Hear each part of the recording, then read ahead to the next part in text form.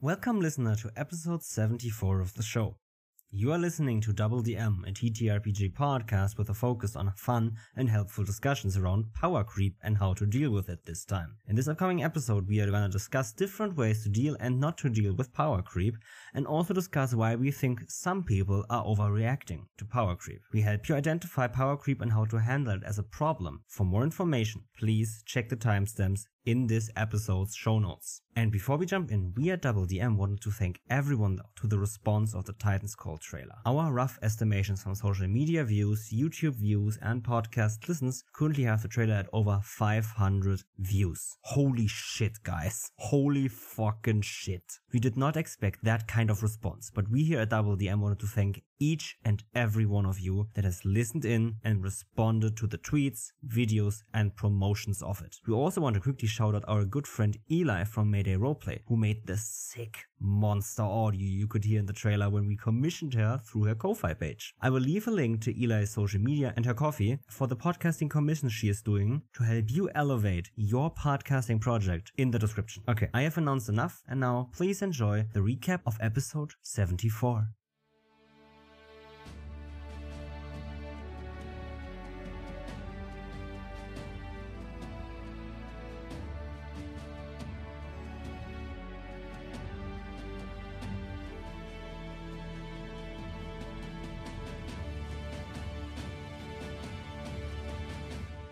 Hello and welcome everyone to the next episode of DoubleDM, episode 74. My name is Emil and I am your host for today. I have with me my co-host Niels. Niels, how are you doing today? I am doing splendidly. Hi there. Oh, splendidly I can't even. complain. Yesterday I had an exam in organic chemistry. Oh, I don't know how I did. So, or it's more or less like a midterm exam thing where I have two of those, and when I get 50% in both combined, I get access to the module exam at the end next semester. Okay. So yeah, let's see how I did there. But the pressure is gone, so I'm doing great. I'm doing fine now. Exactly. Okay, I didn't even know that you had an exam or something. I knew, but I pushed it back in my mind for like ages. And then last Tuesday, I just said, I have an exam on Friday. Yeah, and I was like, I should start learning something at least. So yeah, I was kind of surprised, but not really. I was okay. Yeah. Coming to TTRPG stuff. Yes. Yes, did you have any sessions this week? I did not have any sessions. Which is probably good because you had an exam. Exactly. Yeah, but I have a session coming up on Sunday. Yeah, Curse of Strahd, right? Exactly. And I have another session coming up next week, but a double session kind of thing for 2 days, and we meet up with a lot of friends or old friends and then just play for 2 days. Different campaigns on each day. I mean, are you done with your semester now? Mostly. Just one more midterm and one math exam, and then I'm done. Okay, so, okay, cool. Yeah, because I have only this one exam, then I'm done. So that's the thing, right? I only have to do that exam, and then after that, it's TTRPG season all the way, baby. Hell yeah. I'm gonna try to get at least 2 sessions a week, but we will see. Yeah, but one more thing that I did TTRPG related,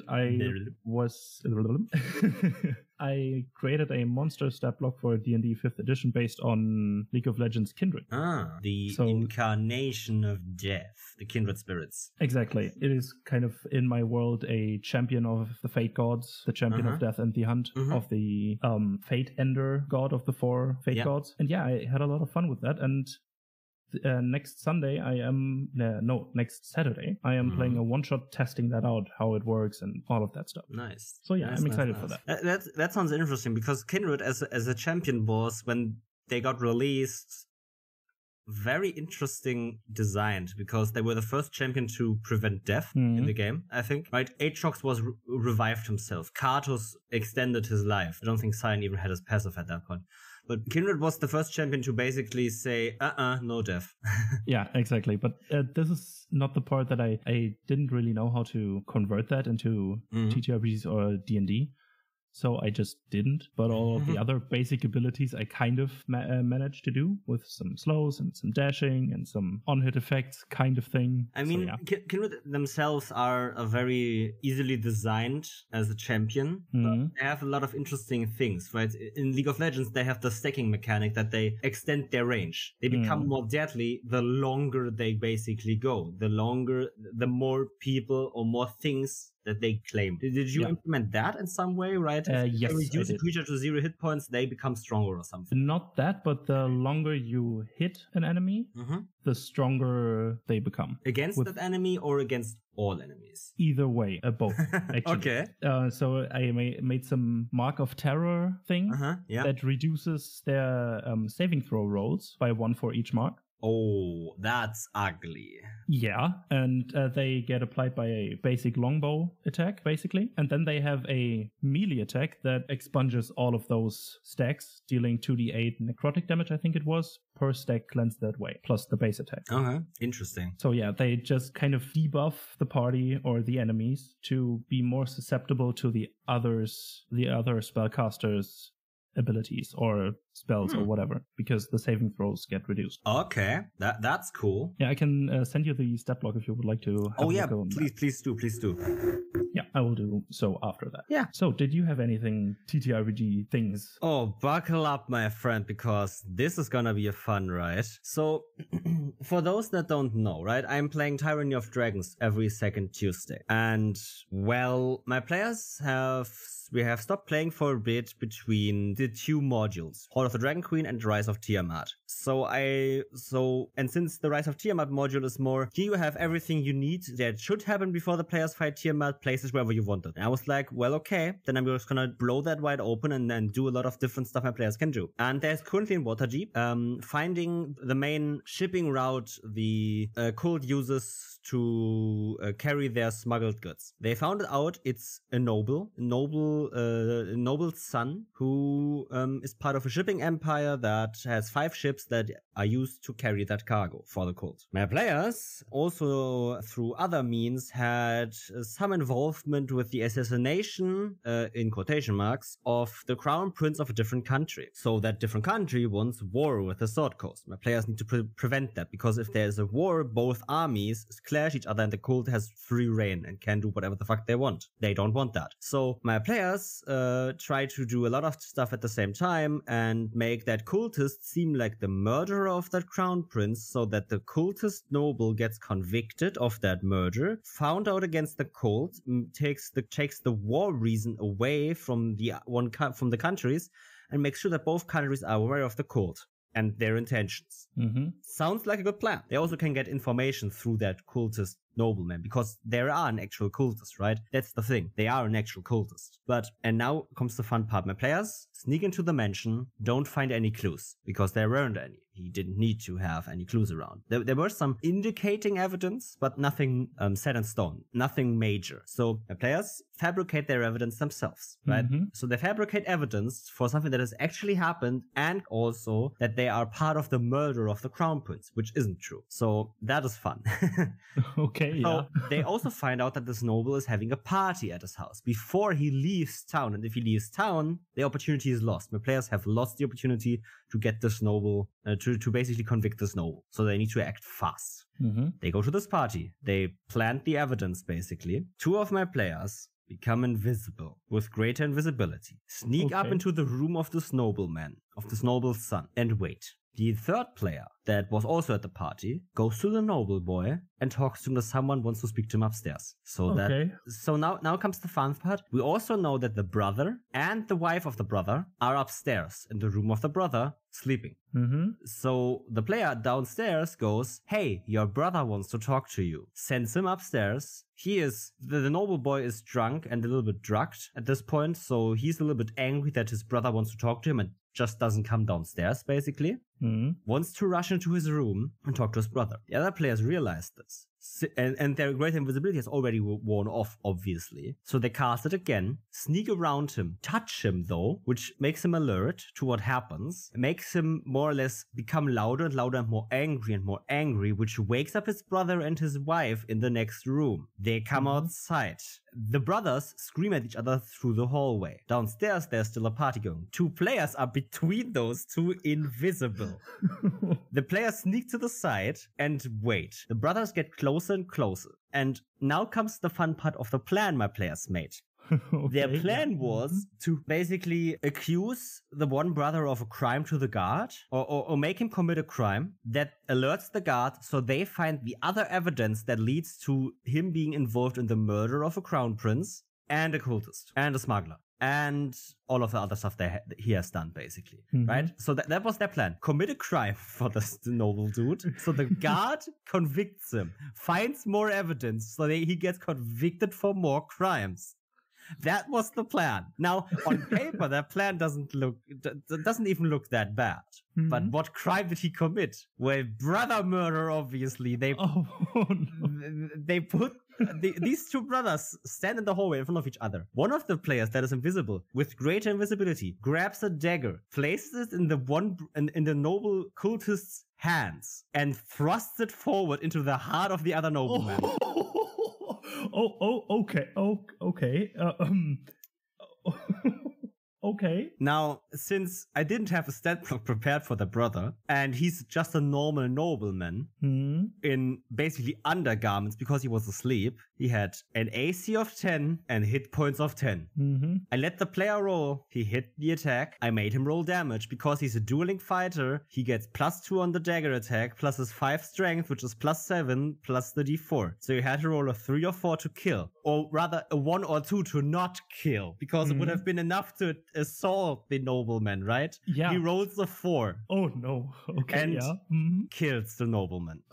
Panic ensues. The wife cries out. The brother that did not want to kill his brother is in shock. The 2 players next to them, invisible, flee the scene as fast as they can because they had 20 seconds left on their invisibility spell, which in D&D means 3 rounds of combat. So I gave them enough movement to get away. Now, downstairs, obviously commotion ensues and guards come, arrest the nobleman, my players flee, and now you get what I'm saying here, right? My players force the noble cultist to kill his own brother. Now, there are a lot of implications here because I did not choose the noble family at random. They had an implication on the story that now drastically changed because they killed part of it. Yeah, but that's the beauty of TTRPGs. Shit can go sideways so fucking quick, and it's amazing. I'm not gonna lie, that was one of the most intense sessions I ever ran because I could really feel how my players were on edge, and that is simply because I introduced a simple, very, very simple inconvenience to them. The brother and his wife in the next room, where they wanted to make this cultist commit murder or assault at least. Yeah. That was the only inconvenience I introduced. And then I just let the game play out. My players had a minute on greater invisibility. So I gave them 10 actions basically. 10 things to do, plus movements. And that was it. And that alone created enough intense situations, enough confusion, enough everything that my players panicked and did that. So yeah, it was a great session we ran. It was incredibly fun, and I cannot wait to pick that back up because one of the players is now in questioning with the guard because he was at the crime scene at the end. The 3rd player that was downstairs rushed upstairs to try to revive it, to make it look like he revived the nobleman. Because of how D&D works, however, he had no resurrection spell, so he couldn't resurrect him because, right, he was dead. Yeah, but it sounds like an awesome session. It was an awesome session. We also went 2 hours overboard because we didn't want to wait. Because now we have a long hiatus because we would meet up in 2 weeks again, but that week is exam week for us, so we cannot do that. Yeah. So because we want to have the time to study. So yeah, we're gonna have to wait a long time to see how that goes down, but hell yeah, it's fun. I want want to hear more about this. It sounds fucking amazing. It's a lot of fun, and I made a big mind map to basically organize my thought about it all, because there was a lot of implications from that what they did. Not just that the nobleman died, but that someone special died for the story, that someone special for the story has been convicted, that the cult knows that my players were part of the crime more or less, and there's a lot of different implications that I now need to basically organize to understand, and that's what I did with the mind map. So yeah, I'm gonna have a lot of fun preparing and playing that the next time it happens, and then talking about it here. Hell yeah, I can't wait. I can't as well. So I think I don't have anything else to talk about. You don't as well, I hope. So we're ready to go into episode 74 of DoubleDM, which talks about power creep and power levels and how to deal with power, basically.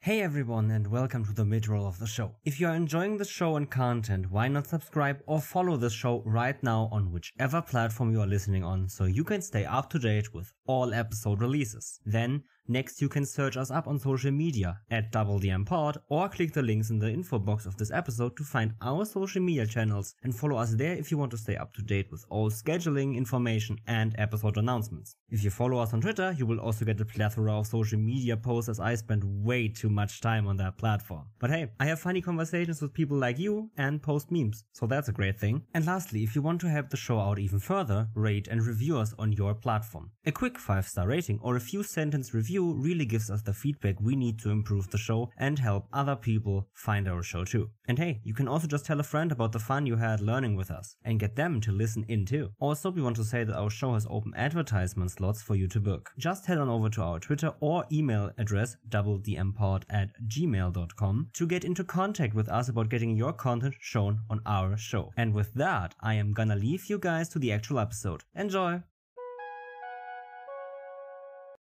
And with that, welcome back to the episode. Today we are talking about power creep. So, as per usual, first things first, Emil, what do we mean when we say power creep? Okay, so first of all, I want to say that power creep has kind of become something that people like to throw around a lot. That often people scream about, this is overpowered, this is power creep, whatever, right? Something along those lines at least. And, well, hold up a minute. Because while I think these people know what they're talking about, that they know what power creep is for them, they don't necessarily fully understand power creep completely. That's why we're here.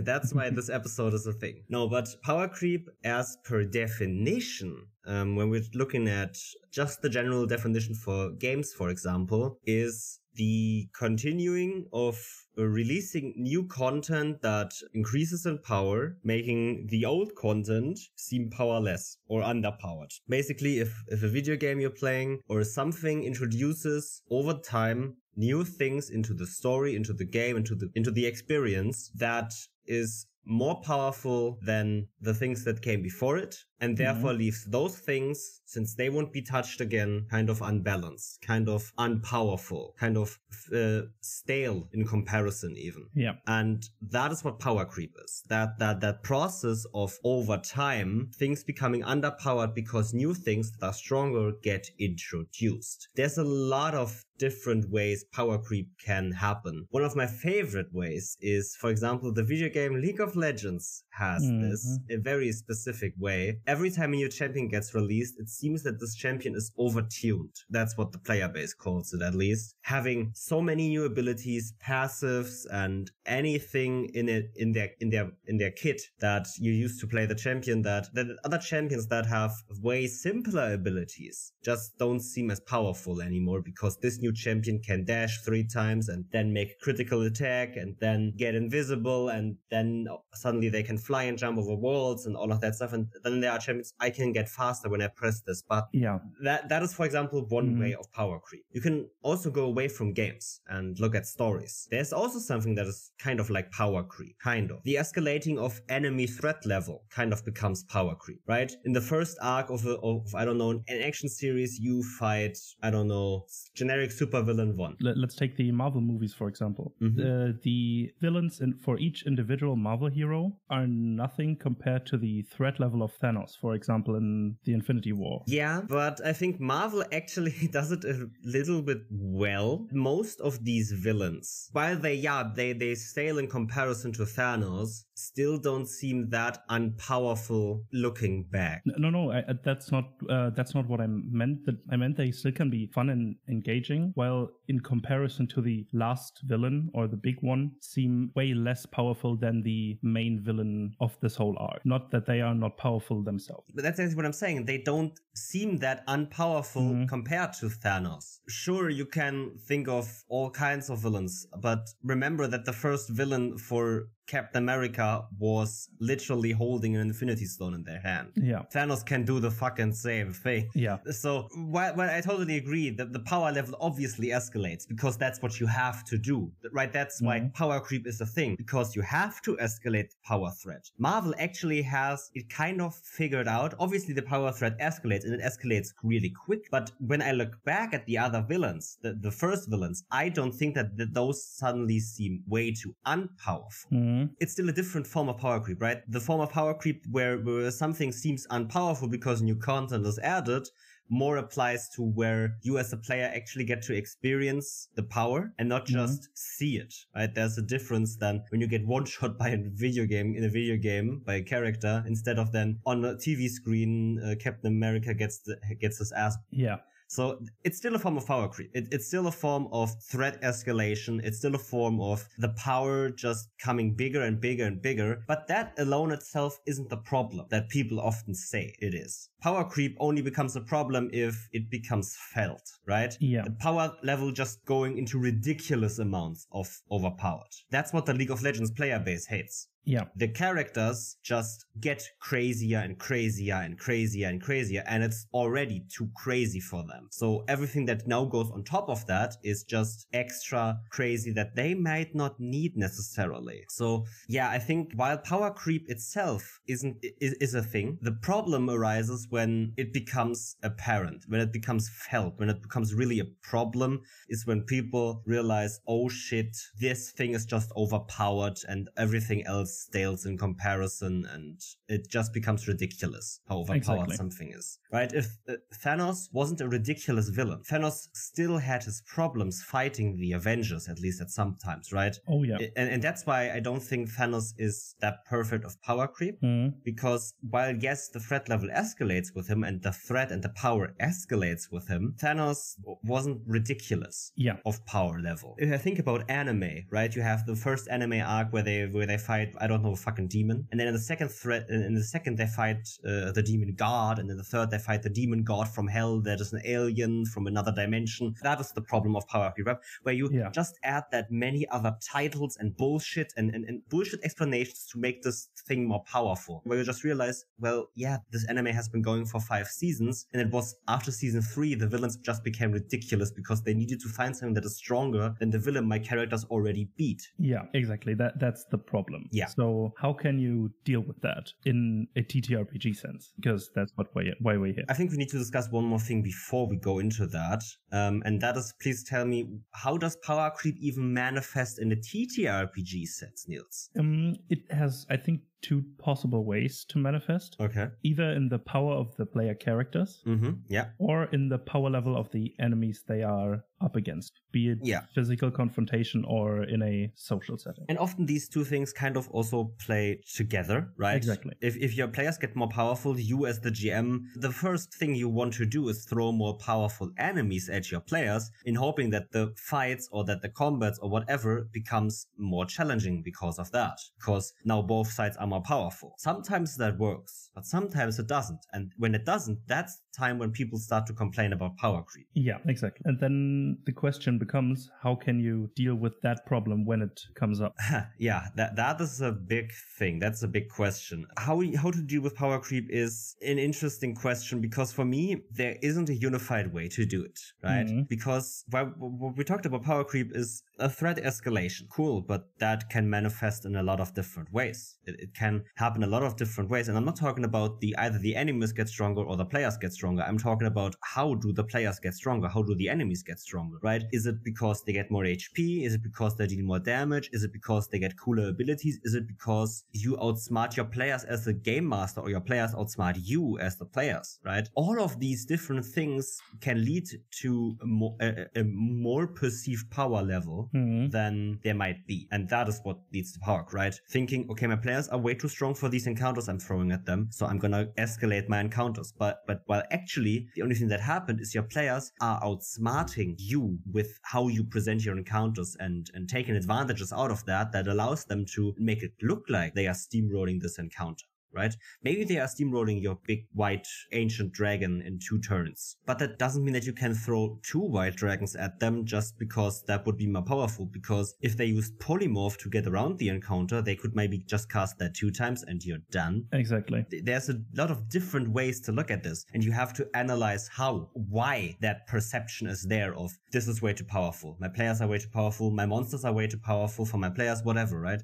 You need to analyze that. It can't just be, I'm just gonna escalate and escalate and escalate, because at some point you're gonna hit a ceiling, and if you hit that ceiling, it can't go up anymore. And even if you go above that ceiling, that's the point where it becomes unfair. Yeah. Right? A game system for D&D, for example, it has a challenge rating of up to 30. That's the highest challenge rating you can get in D&D, at least per the book. There isn't a single creature that is higher than that. So if you design a monster that theoretically has challenge ratings 31, the D&D book doesn't account for that. You could say that that's just unfair because it's not playing by the rules of D&D. But obviously, no one's gonna care that much as well, right? That's one of the things. No one's gonna be, you're not playing by the rules, right? We all know that. But I think, yeah, for me, it's hard to say how to deal with power creep, because the first thing you need to do is analyze why you even think your players are too powerful in the first place, or why something is too powerful in the first place. Exactly. And I think there you have to look at minor details, getting to see where it all not went wrong possibly, but to see the root of the problem. Start with minor details first, because the big obvious things are, as per definition, obvious. But the small things can make a big difference, especially in TTRPGs.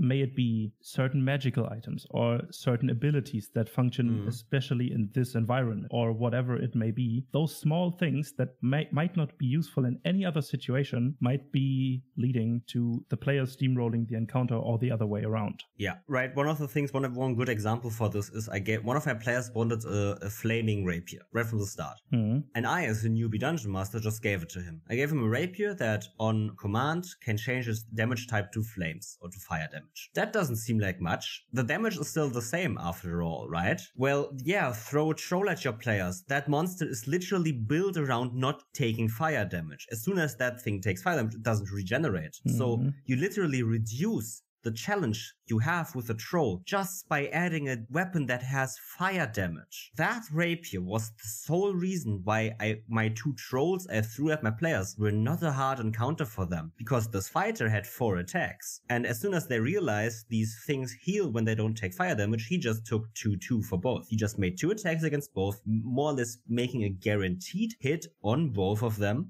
with his +7 or +8 to hit. Obviously, they're not gonna regenerate, and that regeneration, that is a crucial part of that troll stat block. Yeah. I took that away by adding that flame weapon in the beginning of our game. And that is where the perception of power creep could come in. I could have been like, shit, my players are way too powerful. I better throw stronger enemies at them. And then when I throw the next enemy at them with that consideration in mind, or they steamrolled the trolls, right? And I throw encounters at them that are way stronger than the trolls, but just don't have that crucial weakness of fire damage. Suddenly my players get steamrolled. I'm left wondering why. They steamroll the trolls. They should be able to have this as a normal encounter. Yeah, because there was one crucial detail that helped my players in figuring out that encounter, or in beating that one specific encounter. It wasn't for all encounters, it was one specific encounter. And I had to realize that that fire weapon was the reason for that. Exactly. It wasn't that my players were powerful. It were that they had an item that was powerful in that one specific moment.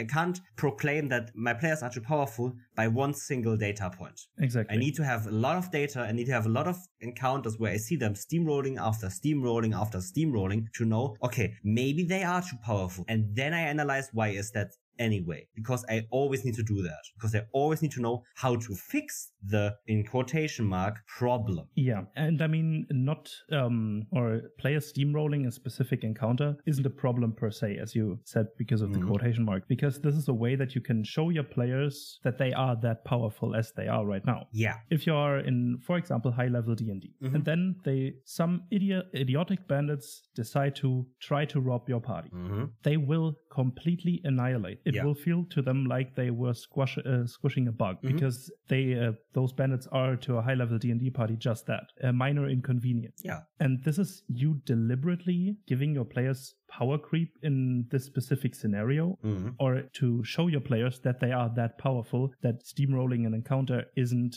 the norm, or just struggling with every harder, in quotation marks, encounter isn't the norm either. It kind of levels the playing field of the mental or of the mindset of the players. Yeah. To just give them an example how truly powerful they are right now. Yeah, that's true. And I think this is a way that you as a GM can kind of prevent or counter the classic power creep in a certain way, to give certain moments where this is felt, but to a fun and exciting and story interesting way, to then build up the how do you say it, to build up the perception how strongly they are right now, so they can then approach other encounters differently. Yeah. Because if you say or showcase to the players how powerful they are, they might think of other things, how they can approach an encounter that they haven't been able to complete before because they thought they were too weak. But in reality, they weren't, but they just didn't use all the tools at their disposal. Yeah. And that could be a way, hey, you are powerful, just think of what else you can do. Yeah, I feel like, especially in TTRPGs, right, power comes not just from the abilities on your sheet, but also from how you use them, right? The typical cliche, it's not about how powerful you are, it's how you use your power. And I think that's still true, right? I can have a character that is completely optimized and completely credible and does a lot of fire damage and bursts every enemy to the ground. But I'm out of spell slots after one encounter. Well, the solution to challenge that player is put them in 2 encounters after the other. Let them use all their spell slots in the first, and then let's see how they deal with the second encounter. Suddenly they're like, oh shit. Yeah, or suddenly some intelligent enemy heard about the party, or one of them that uses fire a lot, and now has something that gives them fire resistance. Yeah. Or immunity. And suddenly there is no power left. Yeah, both of that is challenging them in a different way, right? You're not challenging them by just making a stronger monster. You challenge the character sheet itself, or you challenge the player to think outside of the norm. And that can be one of the best ways to challenge power creep, right? If you're of the perception, maybe your players are overpowered. Maybe they've all optimized their characters to steamroll every encounter. They have a perfect party composition. Maybe you gave them a bit too many magic items at the beginning of the game, and now they're too powerful. Dealing with that is interesting, because you can deal with that in a lot of different ways. One of the best ways, in my opinion, is by challenging the players themselves. Not the party. And I'm not even talking about puzzles instead of combats. Even in combats, you can still use that kind of puzzle mentality, right? If your players, for example, use a lot of fire damage, an enemy that suddenly doesn't seem to be taking fire damage will already create a very unique challenge for your players to come around that. Because suddenly a lot of their tools they used to steamroll you have become useless. Yeah.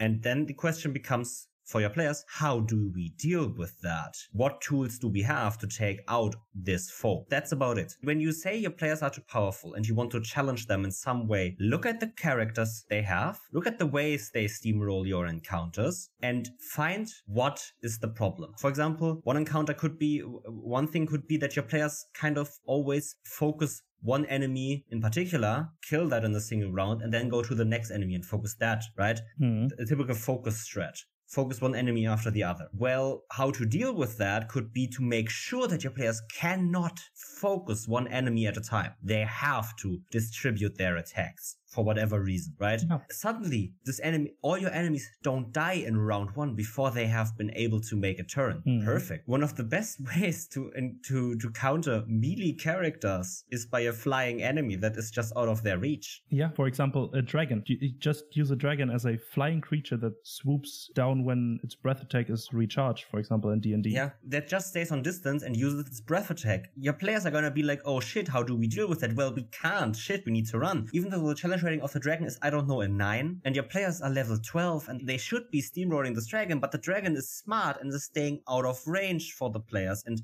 attacking them only when they know that they are safe to attack. Exactly. Suddenly that encounter becomes not just a feat of strength, but a feat of wits. And that wits is obviously the wits of your players with the wits of the characters combined. Obviously, right? We're still playing a TTRPG. Players should still be able to use the abilities, even the mental abilities of their character. So if they have a high intelligence or a high intuition or high wisdom, whatever, give them a clue or whatever on how to deal with something like this. If they're left turn, because it's not fun if your players can't do anything, right? TTRPGs are about doing something, having fun, doing actions. If your players can't do something, they won't be having fun, no matter how cool it looks. Yeah, and another thing that you can add to combat to make it challenging, even though your party might be completely overpowered, are objectives and timers.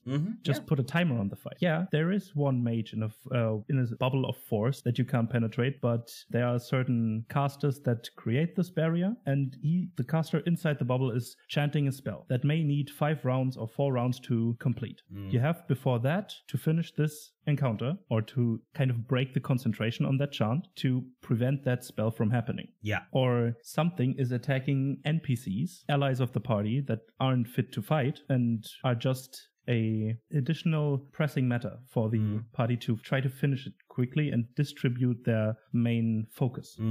These are some awesome ways you can challenge them. I mean, there are 1,000 different ways to challenge your players that is not just through their abilities or through an enemy that is fighting them, right? A combat is not just both sides hitting each other. A combat is messy. A combat is environmental effects, movement, right? I'm a very big proponent on making my combats dynamic, on forcing my players to move, right? Yeah, I know that provokes opportunity attacks in the systems, but hey, that also provokes opportunity attacks for my enemies because they also have to move. It's not that just my players have to move, it's that everyone has to move, and that allows opportunity attacks to actually be a lot more useful, which is very fun. Because, well, I had a player that had a sentinel feat and was like, I'm not using that enough. It kind of felt like pointless to take it. And then I realized that is true because my enemies are not moving enough or attacking enemies beside him enough because they couldn't get to them because he was already standing in front of them. But obviously the smart fighter would know the mage behind this fighter that I'm fighting right now is way more dangerous to me because I can't get to them. How do I attack them? If you're thinking just a little bit more than just rolling dice for a combat, you can get a lot of options on how to make them way more challenging and way more fun for your players because they are more challenging and that power creep doesn't creep in anymore. We talked about it with Sergio from Mayday Roleplay in our horror episode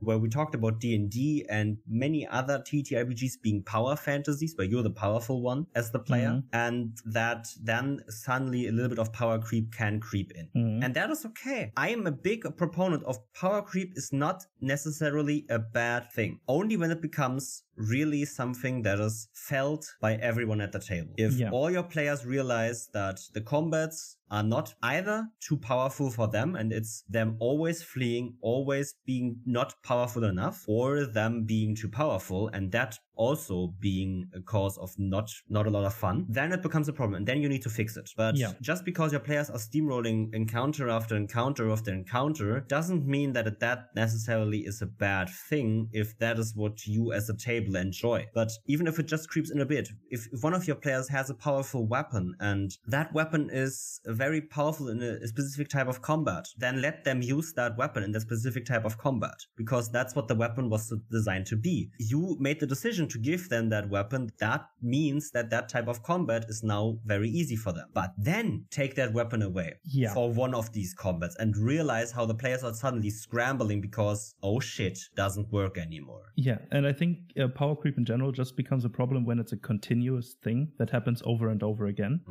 Just a single point of massively overpowered enemies or players isn't really a problem because that can be a fun plot point. Yeah. And as you said, just taking something away from them that makes them overpowered or feel the power creep constantly makes for awesome plot points as well. How can we get this item back? Or how can we get our powers back? Or we are in a situation where we can't use it. Or whatever. Yeah, we are super awesome and can fly and can swing at everything on land, but what if we are underwater? There's nothing you can do about that. Yeah, you can fly, but you still need to swim, You can still fly underwater, because everyone can fly underwater. Exactly. Fuck your that's wings. Exactly. So this is something how you can still challenge something. Taking the power away from them as a plot point or as a story element. It is a big trope in a lot of media to show the character how powerful they are and then take their power away from them for one of the big fights. It's a trope I love, actually, right? Yeah, it is great. A villain that hits the characters where it hurts by taking their power, by making them powerless. Because if the character is powerless, how will they deal with a challenge? That is what I love. I love seeing how a character that has no powers anymore deals with a challenge. Because this typical trope of a bad guy taking all the power away from the characters and then showing them how much they have been relying on their power, right? Yeah. I love it. I love it so much. It's such a great trope in my opinion, because it also translates to TTRPGs as well. What are you without your abilities? What are you without your powers? Who is your character? Actually, right? The abilities have an influence on that. For our underwater campaign, my character has blind fighting.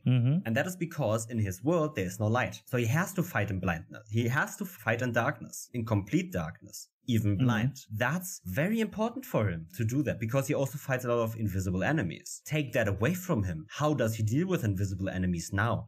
That is his character. But obviously that blind fighting is part of his character, but take that away from him. How does he deal with that now? Because it's something he had trained into himself and now relies on as a combat ability. Take it away. How does he deal with the same situation now? What has he left, right? Yeah. Powerful as fuck. That's a powerful trope. But okay, we talked about power creep, especially in a mechanical sense, in an ability sense. But obviously, I would also say that there's power creep in story, right? As we talked about, the villain with more titles, that gets more and more ridiculous. Kind of also translates to TTRPGs. How do you deal with an escalating, getting ridiculous threat level over time? And how do you make sure that it's not getting too ridiculous by the end, right? There is this very funny meme. First session of your TTRPG, rescue a kitten from a tree. Last session, kill a fucking god. Yeah. Right? How do you prevent, because you have to escalate it, right? In my opinion, you will have to escalate threats and stories and the magnitude of your story and the magnitude of your threats and everything bit by bit in a story. Because obviously, right, if your players do something and then have to do something that is less of a threat, less of a powerful, less magnitude of what they just did, it will not feel as good as you want it to be. So how do you deal with that? How do you make sure that you're not at the end of every campaign have to fight a fucking god, so it actually feels like a full campaign, because you have to escalate it, and at some point they fought a dragon. Now they need to fight something that is bigger than a dragon. How about a demon lord? Okay, now they fought a demon lord. How do they fight something that is bigger than a demon lord and all of that? How do you deal with that? I think having reasons, or thinking of reasons why the thing that they should be fighting power level wise would be there or wouldn't be there, is a good thing. Yeah. For example, if there are no fucking demon lords in your world because there is no way from the hells to get to the fucking material plane or whatever, they can't fight a demon lord, so don't let them fight a demon lord. And find a way to, if you think, or if the story is more or less concluded with one powerful being finished, however they dealt with that, maybe look for an ending for the campaign. Yeah, maybe. Yeah, you don't always have to make another season. You don't always have to make another arc of that same story. Just fucking end it. You can, at least. Yeah. Obviously, if there is still something there left to do for your characters, right? If you have seeded clues in for something that comes after that, obviously you can do it, right? But again, it's about the transparency. Yeah. If your players kill a god. Cool. And they think it's over now. And you say, well, it actually isn't. You will have to fight something that is stronger than a god now. Or you have to go up against something that is stronger than a god now. Your players are gonna understand. They're gonna have fun. But, right, you don't want to have your players kill a god, and then they hear, right the next session, they hear laughter out of the ether of space. You killed a god, but I am stronger than a god. Yeah, is the best way to describe it for me. Exactly. If you have to pull something out of your ass. It feels like you're pulling something out of your ass just to keep it going. Yeah. If you've seeded in enough hints before for that new thing that then escalates the power level, go for it, because your players are gonna feel like it's natural. But this from the ether isn't natural. Everyone kind of can tell that you just put it there so you can escalate the power level, so you can keep playing and it still be challenging. Exactly. And I think especially if your main story comes to a close, you don't always have to escalate the power level necessarily. If you have your big bad evil guy that might have built up through sessions and sessions of play, or that you said, hey, okay, this is the big bad, they fought it and it's done, you don't always have to give them a next threat that is way bigger. Yeah. It is like a curve that has met its peak, and you still need to kind of conclude the story, and there are some little things, but it doesn't have to be the biggest and baddest villain they fight, because that's already done with the big bad evil guy destroyed or fought or killed or whatever it may be that you've done to this. You don't have to. One other type of medium that really, really shows this power creep problem, more or less, is fairy tale for me. I love fairy tale. For me, it's one of the best animes I ever watched. But one of the big things about, for example, the final season of fairy tale is they're fighting someone. I don't want to spoil that too much. And okay, cool. And he has 12 pawns, basically. And these pawns are the mother of dragons, a fucking god, a fucking, the death itself, and all of that stuff. And you're like, well, they started fighting fucking people in latex suits. There is a big escalation in power there.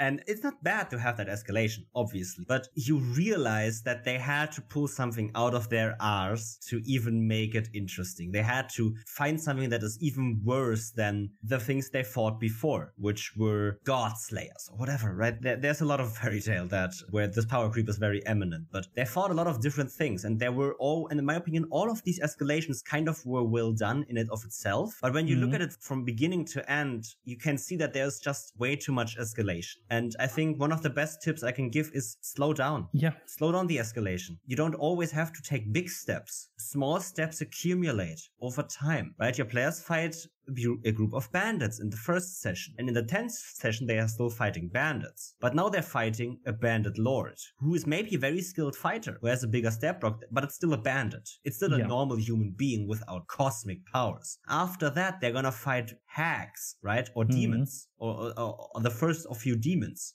That's a reasonable escalation step. They're starting with bandits. They work their way up in the bandit ladder, and then they make a simple step of humans with a little bit of magic, or very unpowerful demons. That's an escalation step everyone can understand, but that alone can already fill 2 arcs of an entire campaign. And if your arcs are drawn out long, that could already be a single year of they start with bandits and go to lesser demons. Yeah, it kind of relates back to campaign length again. Depending on a long campaign, you can slow down as much as you like and have the time at that certain power level that you want before escalating. Yeah. And then start to slowly and surely escalate it, even without making necessarily hard steps on escalating that, but gradually. Well, okay, there is a bandit more now. It's nothing major, but it slowly and surely gets up. And then a bandit goes away, but there is now a bandit captain, or anything like that. And it's like a slope, a steady outgoing slope,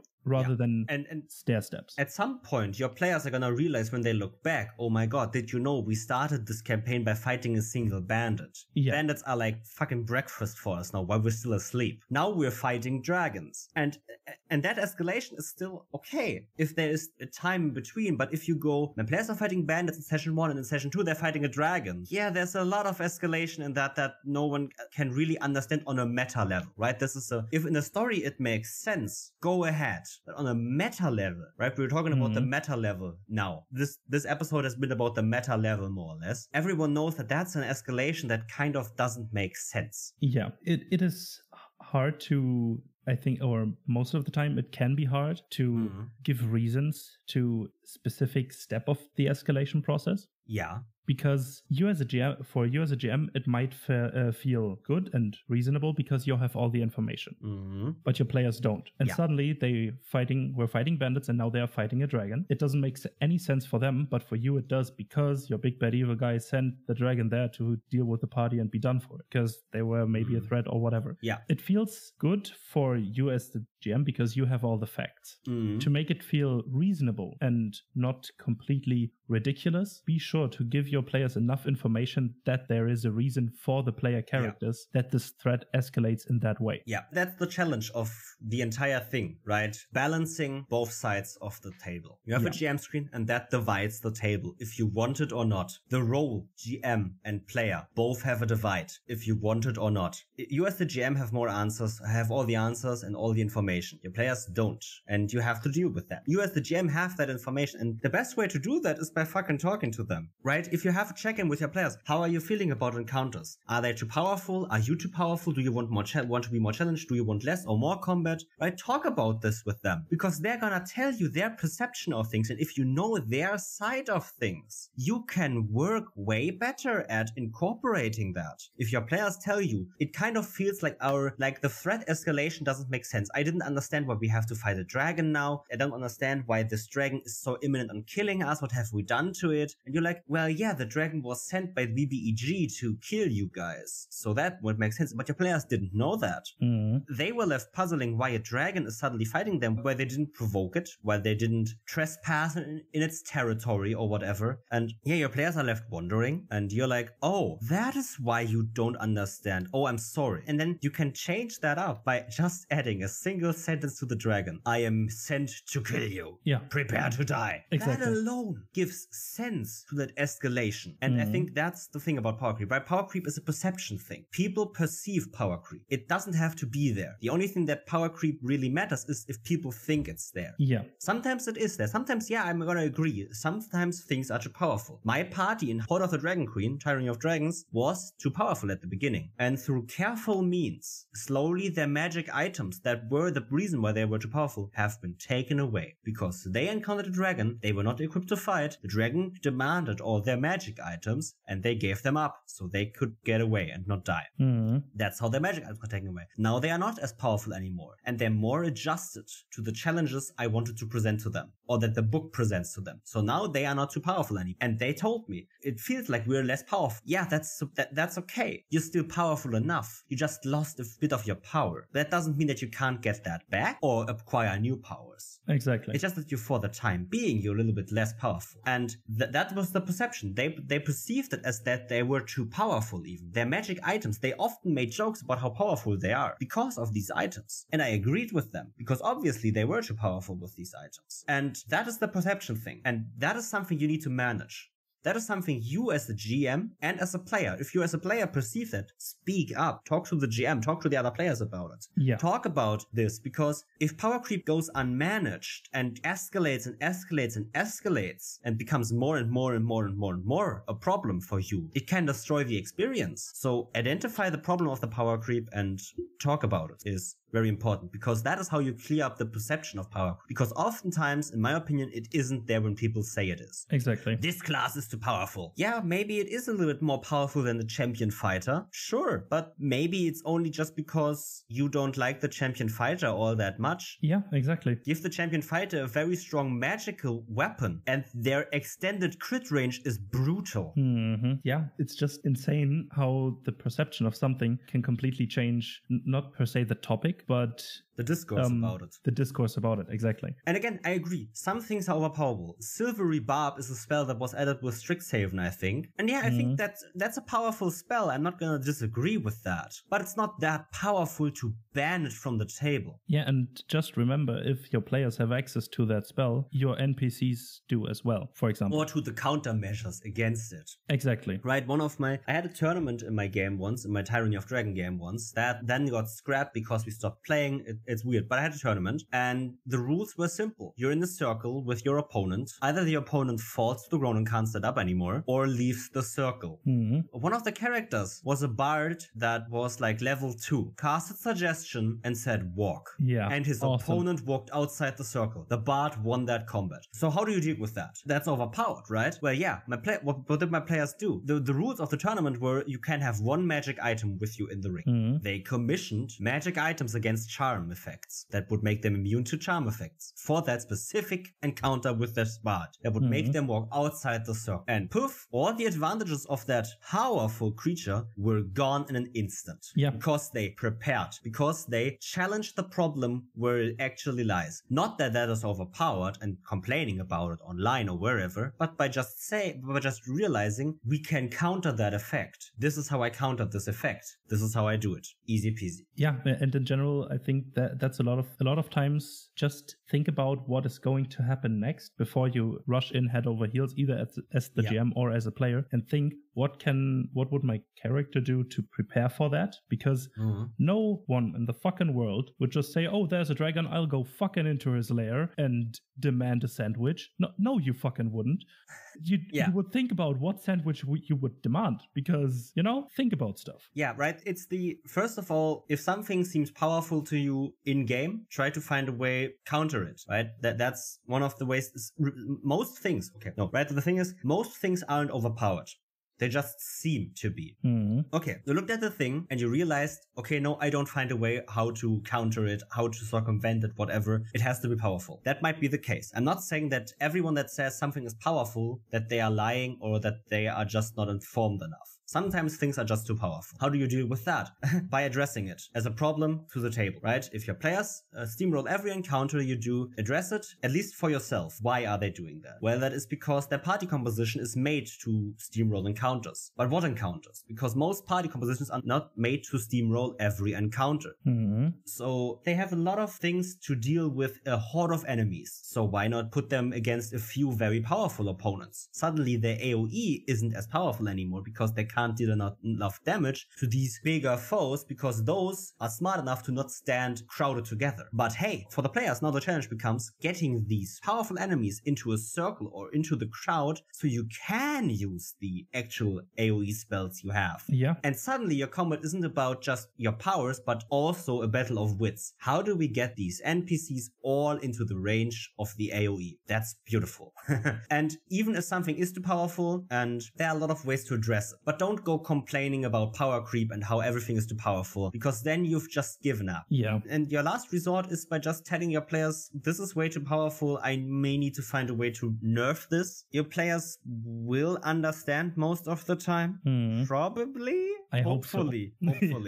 Yeah. No, but really, power creep is more of a perception issue than an actual game issue for all TTRPGs, because a little bit of unbalance is cool. That's something that I wanted to bring up but didn't get the time to really today. Yeah. Unbalance is fucking cool. It's cool when your players are steamrolling your dragon, at least in my opinion. I mean, it's a power fantasy for a reason. Being fucking overpowered and awesome and just smashing everything to pieces that gets thrown at you, it just makes fun. It's just a lot of fun to be in this position. Sometimes, not always, but sometimes. Yeah. I'm not saying I don't want to be challenged as a player, but I also want my character to be powerful. I like power fantasy games because I am not powerful in the real world. I don't have magic. I don't have cool skills and abilities like that. But in the games I do, please let me use them and let me feel their power. Don't just go around nerfing them because not everything is perfectly balanced. Because let me tell you, balance is still a myth. Yeah. Balance is something you can aspire to have, but please don't break your back over a zero-sum game at the end of the day. Yeah. Sure, if something is way too powerful, you can adjust it, you can talk about it, you can take it away, but don't go screaming and frowning about it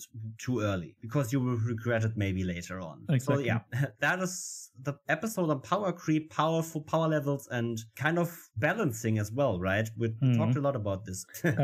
Just one thing, how you can challenge your players other than just in a combat way. Just give them other quests to infiltrate, or make a heist, or some cloak and dagger, or give them moral quandaries, or whatever political intrigues, right? Your players are too powerful, well, take away their ability to combat because they're not supposed to combat anymore, because now they're supposed to use words. Exactly. That's just something I wanted to throw in there as an option, because we talked about combat a lot. And I think because that's the most prevalent example of this, or where this word power creep gets thrown around a lot because of some combat abilities or whatever. So just don't do combat. It's just another idea. If your combats are too steamrolled and you don't find a fix, don't do combat. And right, change your combats up a bit as well, right? If your combats are always this JRPG, everyone goes after the other and yay, and now it's your turn. Oh, you attack as well. Oh, you use your ability. Oh, yeah, cool, right? This everyone just basically defaulting to one thing they do. That can be a problem. Deal with that first. Because if that is the monotone way, right? If your combats become all the same, all a monotone way of doing something, everyone just defaults to their basic ability or to their basic attack, and that is enough to steamroll combat. You're gonna bet your players know what they are gonna improve on, what they're gonna try to do more, right? If all your combats are hit with your sword, your players are gonna increase their strength modifier to the 5 so they can hit stronger with their sword, because they use it so often. Exactly. So if your combats are just monotone, that is maybe the problem. So change up your combats a bit. Make it a race where they have to run, and if they have the chance, make an attack, right? Another suggestion. So yeah, that's the episode on power creep and power levels, power balance, and all of that stuff. Niels, please take it off for today. I think we've discussed enough. Yeah, and as per usual, you can find us on Twitter and Instagram at DoubleDM Pod. You can also visit our website at www.doubledm.com, and we also have a Ko-Fi if you want to check that out. And please, if you enjoyed the show, leave a review on your favorite podcast listening platform of your choice. And with that, thanks for listening, and hear you on the next one, and bye-bye. Bye-bye.